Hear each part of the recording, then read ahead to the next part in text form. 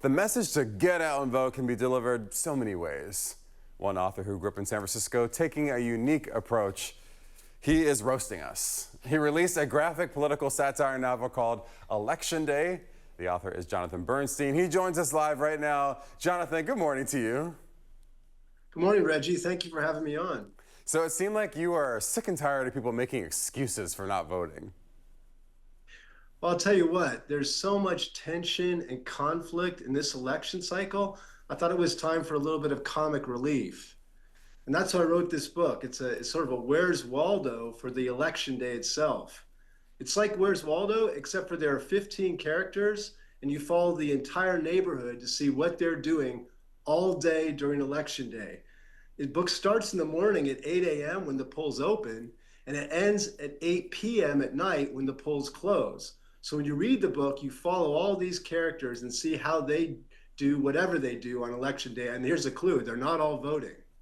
Wait a second, this looks very up to date because I just saw a depiction of someone who looked to be Donald Trump saying they're eating the dogs. That's right. We've got a lot of characters in this book. I mean, the basis is these people I grew up with in my neighborhood in San Francisco, but we've added a lot of different characters and memes from the media.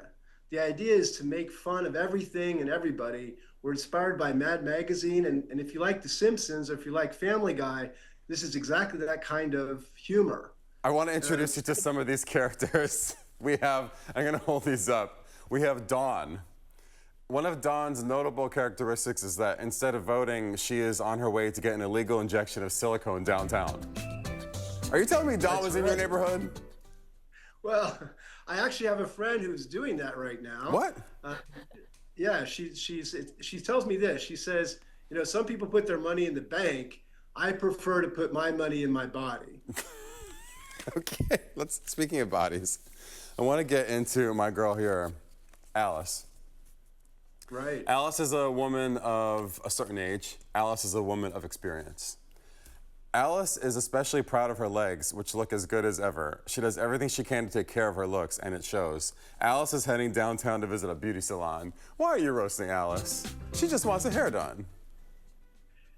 You know, Reggie, there are different priorities. People have different priorities. The irony, though, is that it's easier to make an appointment at the beauty salon than it is to make an appointment at the polling booth. Unless you're in California. I need to really reiterate, if you are living in the Bay Area or are in California at all, it could not be easier to vote.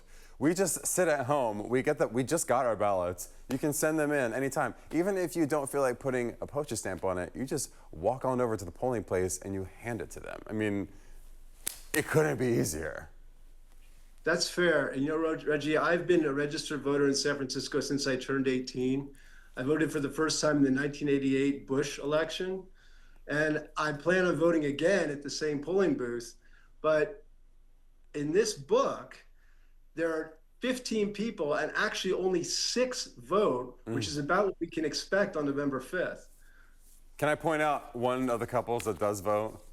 Of course, they're a member of the LGBTQIA nation. These kings, they are able to walk around and do whatever because they already voted on election day. They early voted. You got it. Those 2 voted absentee, and what they're doing is they're just sightseeing. You know, they get to do whatever they want. They're actually just staying at an Airbnb, they're sightseeing, they're having a good time. Can I ask you to go on a deep dive about my final person I'm going to show you, and that is Teresa. Now, Teresa appears to be a good person. I mean, she is helping someone as an in-home like assistant, right? But why does she have what appears to be a dead fox? Like, why is she holding a dead fox? Is it dead? Well, she's responsible for taking care of Alice, and Alice likes that kind of wear. Alice is a bit of a different generation, and Teresa's responsible for her. And she's actually become Alice's friend at this point, and she wants everything to go right for Alice. So she's somewhat lost her own way in just caring for Alice and loving Alice. And wow, she is illegal, so she can't vote. though she participates in society and she speaks English perfectly well, she's not able to vote. So she's really made her life into taking care of Alice. And she's a big part of the neighborhood, but yet she, in a way, isn't able to participate politically. And that's one of the things we're saying, too. And let's say undocumented immigrant. The undocumented, that's probably correct. Yeah, Okay. she's an undocumented immigrant. Let's give Teresa her respect. That's fair. Okay. Yeah. Well, I think by the way that, oh, go ahead. Oh, I was going to say, the message is clear, though. When it is this easy to vote, and even if there are some barriers to voting in other places, still, compared to other countries, we got it good. So when it's this easy to vote, please do it. You're right, Reggie. That's the message. Although I have to say that of all the advanced countries, it's only the US and Britain that don't hold elections either on a weekend or a holiday. Ah, yes. And our objective here with this book is to raise the profile of that issue and say that, and by the way, Reggie, like that's one of the reasons you can tell that culturally. So if you look at the 4th of July, we have barbecue, we have fireworks. If you think about Halloween, we have dressing up and trick-or-treating.